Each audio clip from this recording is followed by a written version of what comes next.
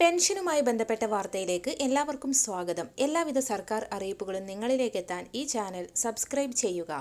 കൃത്യമായ സമയത്തിനുള്ളിൽ രേഖകൾ സമർപ്പിച്ചവർക്കും സോഷ്യൽ ഓഡിറ്റിംഗിൽ നിന്നും പുറത്താക്കപ്പെടാതെ ലിസ്റ്റിൽ നിലനിൽക്കുന്നതുമായ ഗുണഭോക്താക്കൾക്ക് വീണ്ടും പെൻഷൻ വിതരണം ആരംഭിക്കുന്നു. കുടിശ്ശികയായിരിക്കുന്ന 3 ഗഡു പെൻഷൻ തുക വിവിധ ഘട്ടങ്ങളിലായി വിതരണം ചെയ്യുമെന്ന് ധനമന്ത്രി നേരത്തെ തന്നെ വ്യക്തമാക്കിയിരുന്നു. ഏപ്രിൽ മാസം വിഷു, ഈസ്റ്റർ പ്രമാണിച്ച് സംസ്ഥാനത്ത് മുൻകൂറായി 1 ഗഡു ക്ഷേമ പെൻഷന്റെ വിതരണം നടന്നുകൊണ്ടിരിക്കുകയാണ്.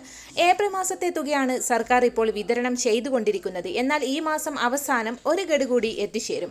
വിശേഷ ദിവസങ്ങളിൽ ഒന്നിലധികം ഗഡുക്കൾ വിതരണം ചെയ്യേണ്ടതായിരുന്നു. കേന്ദ്ര സർക്കാരിന്റെ കടമെടുപ്പ് പരിധിയിലുള്ള വ്യക്തത വരുന്നതിനുള്ള കാലതാമസമായിരുന്നു പെൻഷൻ 1 ഗഡു മാത്രമായി വിതരണം ചെയ്യാൻ കാരണം.